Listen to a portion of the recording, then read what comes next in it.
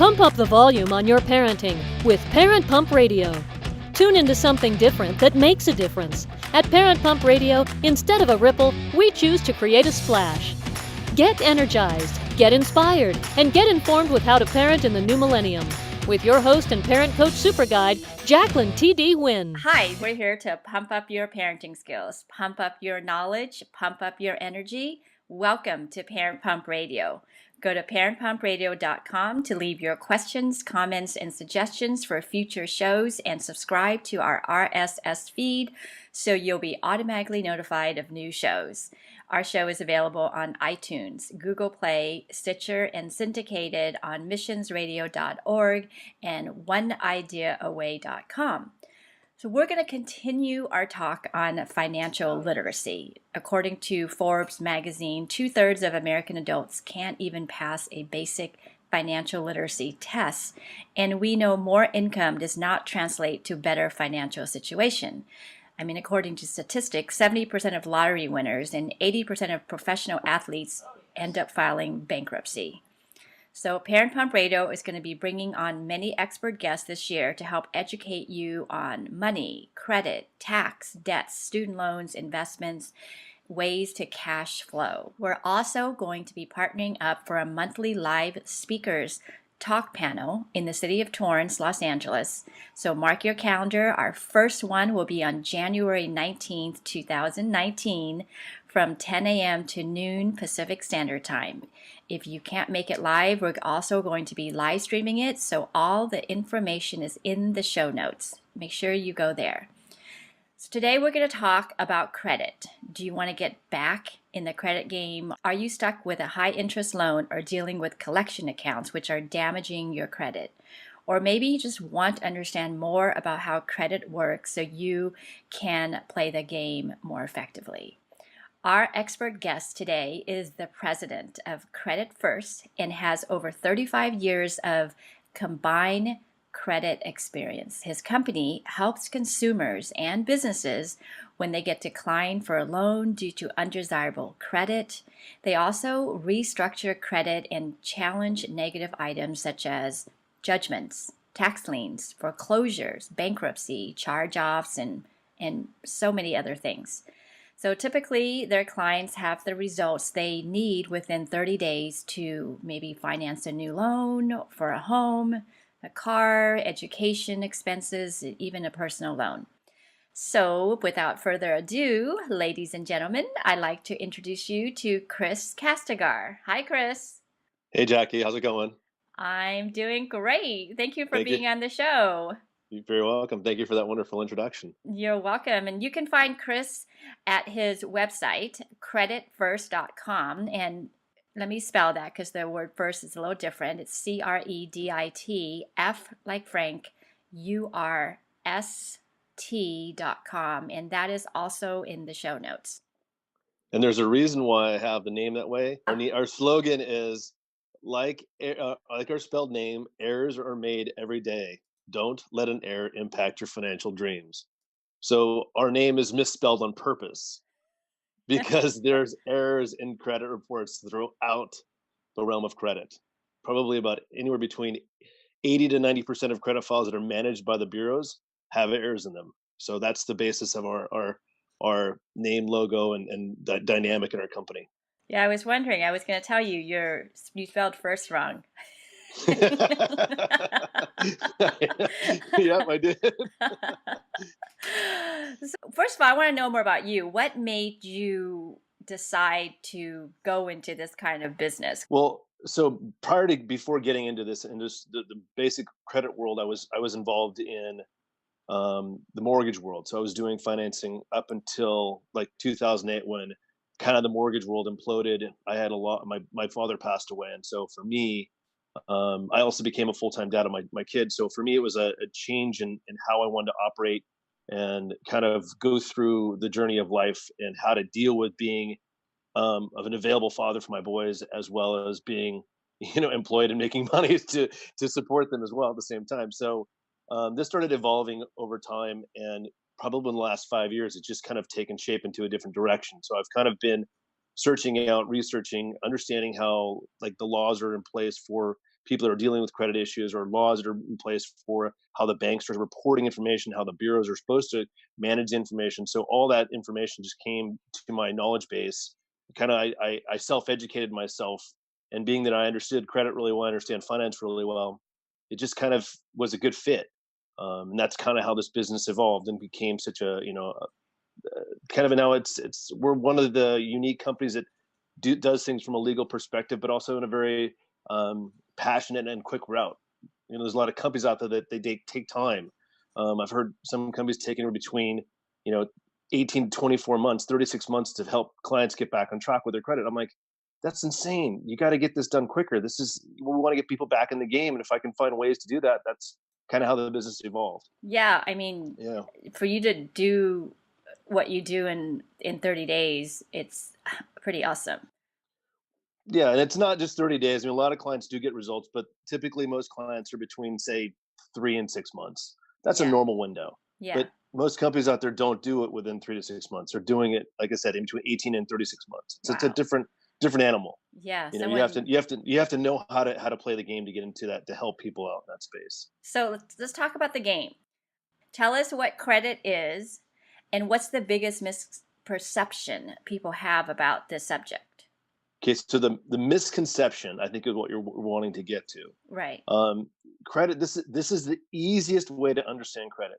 Credit is based upon risk, and the credit report looks at a snapshot of what's happening to you today, and it looks at all the accounts that that are on your credit report, good and bad, and then it takes a snapshot and says, what's the likelihood that this person is going to have a late payment within the next 30 days? That's the truth behind credit. What is the possibility of a consumer to miss a payment within the next 30 days? Because the banks want to make sure that the money that they're giving to a consumer is going to get paid back to them in a way so that they don't have any risk. So they're trying to mitigate risk to the lowest level. The lower the risk, the more likely they're going to give you a loan. That's the simplest way of looking at it. Okay. So what do we not know that we should know? That's a loaded question. There's a lot of information out there. So what's the biggest misconception then? The biggest challenge people run into, this is probably the biggest obstacle, is utilization. Utilization is 35% of someone's credit score.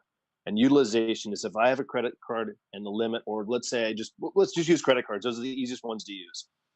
So if I have a credit card and let's say the limit's $10,000, and my balance on that, when it reports every month to the bureaus, is $9,500, that's a 95% utilization. The algorithms are designed so that they look at the risk factor. Well, if someone's pushing the envelope of their limit, the possibility of them missing a payment is really high. So that's why they always give you a better value. The lower the utilization, the better the credit. Okay, that makes sense. That's probably the biggest one that people run into. The thing I find it interesting is a lot of people say, well, I pay my credit card off every month. I'm all, hey, that's great. But do you know when your credit card reports every month? And this is another challenge. And this is kind of one of my little trade secrets that most people don't realize, is you have to figure out what day of the month the banks report that balance. And that day could be different from your statement date. Most of the time it's the statement date. Like I have a Capital One card. My payment's due on the 20th. They report on the 23rd. That's a normal time frame. So if I pay it before that time frame, then they report it 3 days later. Sometimes the payment's due like on the 12th of the month, but they don't report till the end of the month. So whatever your balance is on that day of the month, that's going to get reported to the bureaus. So let's say you have a huge, you purchase something for like a few $1,000s, and you have to make that payment. Whatever that hits the credit report, the balance is going to be that on that day. That's the challenge that people run into. They don't realize the date of when they report the balance to the credit to the bureaus. If people know that information, that will give them one leg up on the reporting or how they can manage their credit. So will the banks or credit card tell you what day they reported? No, they don't. But Another little trade secret. Credit Karma, which I don't use normally to check credit scores, but I use to get information, does tell you the date that they update the report. And then one thing that's nice about Credit Karma is they'll allow you to pull a new report every 7 days. The downside is it only gives you two bureaus. It only gives you Equifax and TransUnion. But the perk is they'll tell you the day of the month that that account gets reported. So you can kind of get a leg up if you need to do some, tweaking on your credit to try to get, a good credit score, just managing your credit. That's probably the one trade secret that most people don't understand. So to go to Credit Karma. Yeah. They're great for getting information. They're not great for scores. Okay. That's the one thing you don't use them to score, unless for God forbid that their scores are above 800. Then yeah, you can use them because that's okay. But most of the time, the scores are never accurate. So you have to go directly to the credit bureau to get the accurate score then directly. So credit reporting is done because if, let's say, a consumer wants to find out what the credit score is, you have to pay for a score. Credit Karma is a free service. So if you want to find your credit score out, there's different sites out there.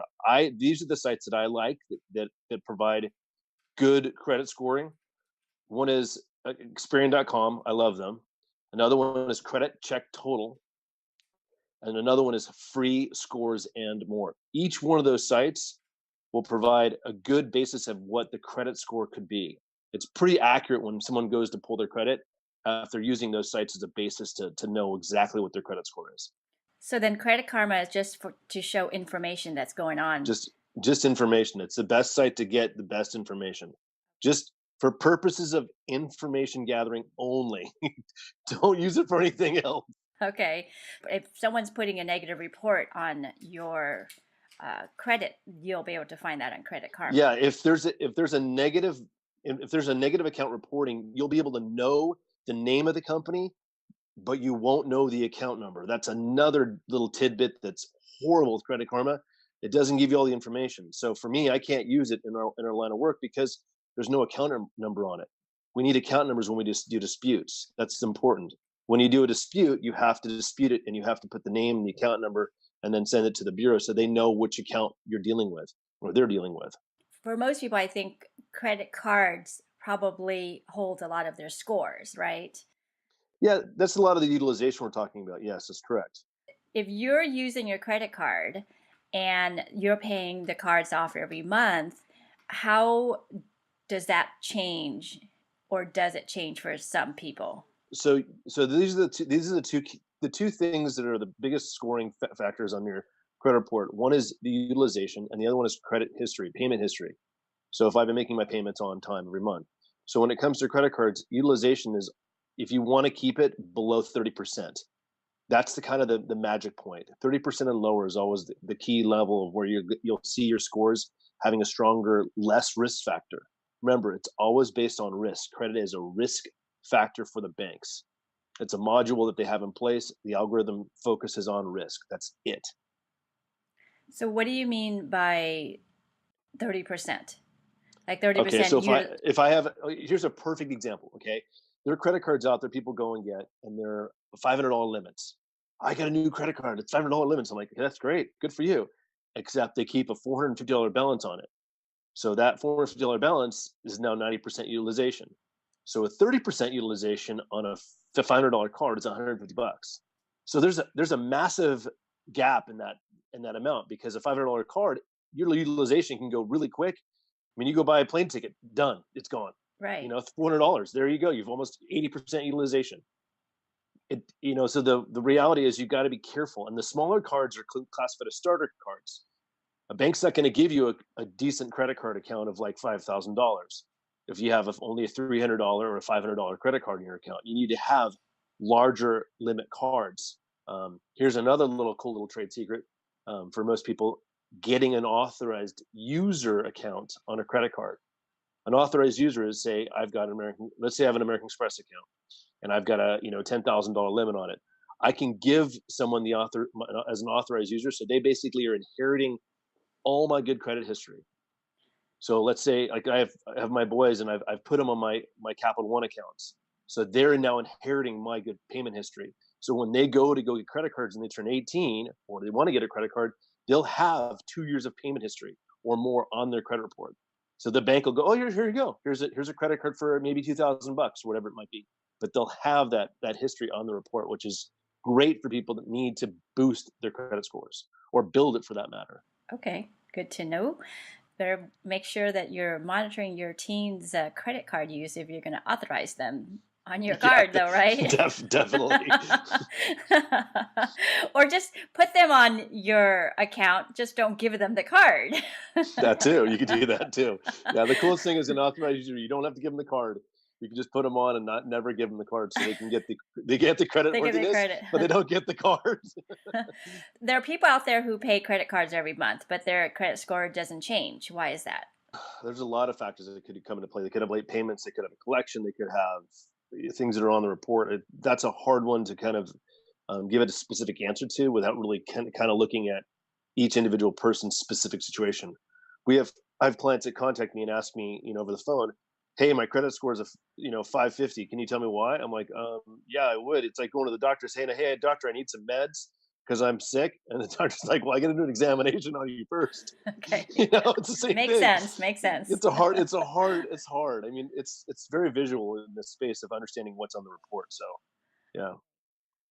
If you do have something negative on your credit report, do you have to go to a company like yours, or can you No, dispute it yourself? no, you could totally dispute it yourself. This is the thing that I'll give one of my this is another trade secret of mine that most people don't realize. The reason why our company is so successful is we put the burden of proof back on the company reporting it. So let's say you have an account with Citibank and you have a 30-day late. Um, Citibank has to be able to prove that beyond a reasonable doubt. So like there's going to be complete 100% verifiable proof. So let's say, okay, great. I was 30 days late in say October of 2018. You can dispute that, but you have to say I was never late in October 2018. So you're putting the burden of proof back on the company that's reporting it. Because what happens in the process of this arena is the bureau will go and verify the information with the bank. They'll do it electronically. Most people, what happens when they do it themselves, they write this long story and they'll detail every little tidbit about what they're doing. And in the process, what happens is they themselves verify the account because they've written a story, explained the details of the story, and they just go and the bureau goes, "Great, thanks for telling us you were 30 days past due." So it's challenging because what happens is you want to use the philosophy less is more. So if I say I was not late in October 2018, please provide records or proof, it puts a burden of proof back upon the other party.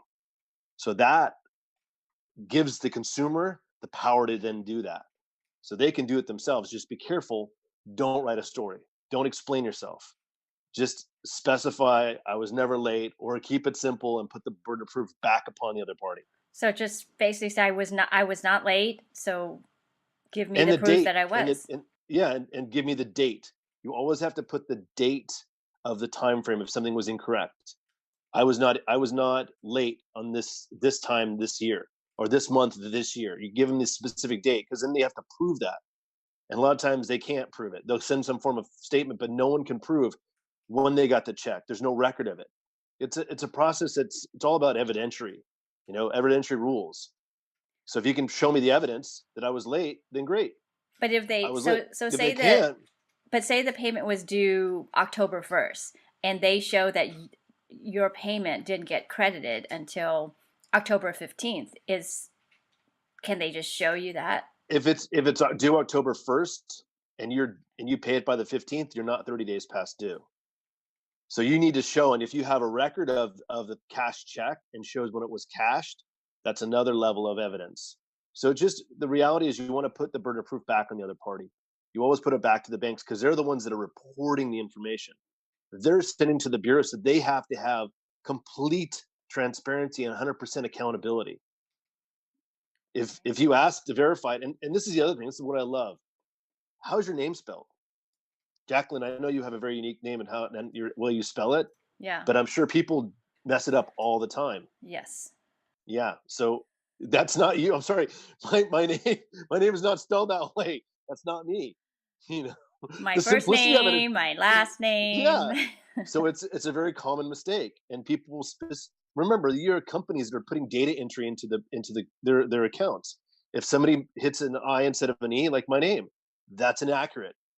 100% verifiable and accurate. My name is not spelled that way. That's inaccurate. It's got to be removed. End of story. That's the simplicity of it when you get down to brass tacks. I think a lot of people probably want to know more about that. Maybe another show. That's not That me. I might, don't owe any of that that debt. You got the wrong person. that's the wrong person. What do you mean I owe $100,000? Nope, not me. That's not who I am. Look, here's my driver's license. Here's my passport. Oh, you're right. We spelled it wrong.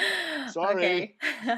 So I hear collection accounts are probably the worst accounts to have listed on your credit report. And That if is I so true. right, So true. so that is true. Yeah, So they're the worst. so It's if you do have Go a ahead. collection account that's reported in your credit, what can you do, because that's going to be there for a while. Okay, so this is a really interesting situation, and a lot of people don't. I don't know if they recognize this.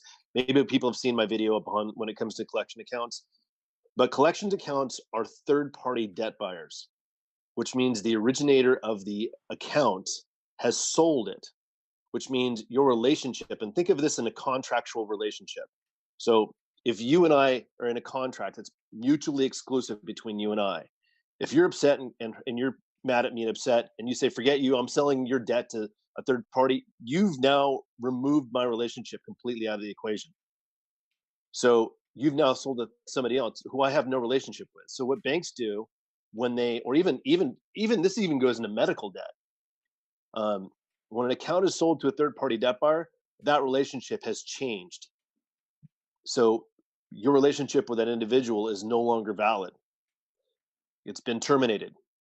The third party, what they do, they want to get you into a relationship. They want to get you into a contract. And the first way they do that is try to contact you by phone. And they blow your phone up like crazy and tell you that they're collecting on behalf of whoever it might be. I'll use Citibank again. Right. We're collecting on behalf of Citibank. They didn't tell you that they bought the debt for pennies on the dollar, and now they're trying to contract with you to have you pay them the full amount, when actually they've paid, let's say it was a $5,000 debt, you had $5,000, and then let's say they paid 10 cents on the dollar for that. That means they paid 500 bucks. They call you on the phone, they say, hey, Jacqueline, hey, this is Chris over at ERC, and you now owe us $5,000. You're like, what? Oh my God. And so us being the guilty parties and us thinking that we owe this money, not realizing the banks have already taken it as a loss and written it off on their books, we feel bad, we feel guilty, we feel horrible. So our internal belief systems kick in. We start really getting overwhelmed. I got to pay this. Oh my God, I'm so stressed. And they're calling you constantly. If they get you to agree to something on the phone, you've now been in contract with them. You've now accepted their new terms. If you tell them, I don't know who you are, I don't have a contract with you, there's no signed agreement, please prove that there's a signed agreement, they're going to go away because they have no signed agreement. You've never agreed to pay them the amount. So collections are third party debt buyers that have no contract with you. There's no way that they can enforce any type of claim against you because there's no agreement with them. So you actually don't have to pay the debt if it goes to a third party? Nope. You just have to know how to challenge them on the merits of their claim. But then And they if can you still put it on your credit report, though. they can't. They have to validate the proof. But they've done it. How have they so once when we get down to validation's a whole different arena. Okay, So so the people that have that on their record, the consumer has verified that or validated that. No? No, not always. A lot of times what a collection agency will do, they'll send a letter in the mail called a dunning letter. And that dunning letter is a way in the documentation or the language they write. It says, "This we're collecting, or we're collecting on behalf of Citibank, and this is you have a debt with them. And if you don't challenge the validity of this account within the next 30 days, that is your agreement that this is a debt. It's called acquiescence, which means you agree by doing nothing. So when they send the letter to you and you don't respond, that's the agreement that this is a debt. Now they have you in a contractual obligation in the sense because you didn't respond. By not doing anything, you're actually agreeing. So it's better to do So something on that part. yes, when you get a letter in the mail, you make sure you respond to that letter in the mail and ask them to prove their claim. You ask them to show you the signed contract, show you the records, show you the proof that they have the right to collect and they have the right to report it. It takes about anywhere between 30 and 90 days to get those collection accounts removed or to make the collection account people go away. You just have to, it's just a letter writing campaign. It's what you're really Okay. doing. Yeah. So let's talk about homes foreclosure, short sale, because Okay. back in the 2008 2000, crisis. 2011, 12. Yeah. Right. A lot of people have foreclosure and short sale. So can you legally remove those things from your credit report? Yes, you can legally remove them from your credit report. They don't have to And stay there for 7 years. no, they don't have to stay there for you 7 years. And that's good that you mentioned the 7 year time frame. Um, here's one other thing that people don't realize when it comes to credit. Any account that's been charged off, written off, foreclosed, or whatever, anything like that, when the account has no longer been owed to the company, do not make any payments again to them, because if you do, you reset the clock for 7 years. Anytime. And some people go, I pay them $10 a month. Don't do that. It's the worst thing you can do because you're resetting the clock and you're extending the time frame that they can report that information. So when it comes to foreclosures and short sales or anything that's negative for that matter, it always comes back to the burden of proof. So I will ask the company, or a consumer can ask the company for the records and proof that they have the right to report that. And if they don't have the right to report that, they can't report it. If they can't verify it, they can't report it. And once again, it's got to be 100% accurate. We have about 4 minutes left, and I want to talk about your company because obviously this is a lot of information for someone. So what So much separates information. what separates your company, Credit Furst, from other companies like Lexington Law or many other repair And companies? all the other credit company. So there are different methodologies companies use to market their services. The easiest one is I'm going to charge an initiation fee of say $200, and then I'm going to charge you a monthly fee of $99 a month.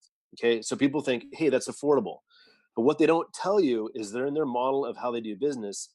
They want to get a client on the hook for between 18 and 36 months. So that means that they're now dealing with not having access to the credit for maybe a year and a half to 3 years. My model is I want to get clients done as quickly as possible so that they're back to using their credit again. We're getting the banks, we're going to hold them accountable to make sure whatever they're doing is verifiable. If it's not, they have to remove it. Once it's removed, the consumer can then start using their credit again. Their clients get a chance to get back into the market and use the credit, which is what we want to do. And the banks, this is the craziest thing. Banks want people to have good credit because they want to open new accounts. That's the whole job of a bank, to open new accounts. That's why Wells Fargo got in so much trouble, is because they kept opening accounts without the people's permission. But the goal of a bank is to open accounts. So if we can clean the credit up, get them back into the market within 3 to 6 months, then they're using their credit again, which is what helps the economy, helps the banking world, helps the consumers, helps everybody. I mean, we all want to start spending again. In some levels, you got to be responsible still. Right. Always be financially literate, right? Absolutely. So last question, why should we hire Credit Furst? Because I'm a genuinely nice guy. No, That too. yeah. That's at the discretion of the consumer. I mean, some people I get along with great. I mean, a lot of what we're doing is coaching people and helping them understand. That's the basis of our business, is providing them with assistance and coaching and getting them the help they need. Some people don't want to use us because they're concerned about the monthly expense or whatever it costs on our end. Our costs are different from other companies. They're about the same price, but they're broken down in different payment structures. So, I mean, if they like us, fantastic. We're happy. I know I can't please everybody in the world. My goal is to please those that like us and use us, and we have a great success rate. So that's why I think a lot of people use this. And that's what I love about Chris is he's really good at coaching, so you understand more about the credit world, the finance world, the debt world, and it's once you understand it and you understand the rules, that's when you can play the real game, right, Chris? Yeah, I mean, the whole thing is you need someone in your corner to support you. Yeah. A lot of the bigger companies they're going to only focus on just getting the monthly the monthly client that pays on a monthly basis and just kind of just going through the process of every month. My goal is educate, get them fixed in a quick amount of time so they get back in the market, and now they have a set of tools that they can use now moving forward. That's the goal, because I want to have someone be knowledgeable in their credit and how to use it properly. Take full advantage of it. So in 6 months they can use it again. In 6 months they get new credit. They know how to properly use it. They're buying homes, how to use it properly to get into a house or an investment property or whatever it might be. Even in businesses don't realize that business credit's another area that that most people don't understand. And business credit's a massive challenge, because when business owners go to get a mortgage or not a mortgage, but like a line of credit or anything in their from a bank, sometimes they'll get declined because they don't realize that they have late payments in their business. That's a whole different category that I will not get into at this point, but that's another area that's challenging too. We will have to schedule you to come back and talk about business credit another time. So That'd be awesome. Chris's website is Credit Furst. Again, that's credit, FURST.com. It's in the show notes. And he is also going to be one of our speakers for the January 19th lineup event from 10 to noon Pacific Standard Time in Torrance, Los Angeles. And check the show notes for more information about that monthly talk. Okay, Chris, well, thank you so much for your time. Thanks, Jackie. And listeners, until next time, always be learning and always be growing. Thank you so much for joining us today. Go to parentpumpradio.com and click on the pink box on the top of our homepage to listen to our new and archived shows. To be instantly notified of new episodes, subscribe to our RSS feed. The RSS feed button is located at the top of the page where all our shows are featured. And after listening to the show, go to parentpumpradio.com or our Facebook page to leave your comments, questions, and topic suggestions. And while you're at our website, sign up to receive a free gift. Until next time, have a wonderful week.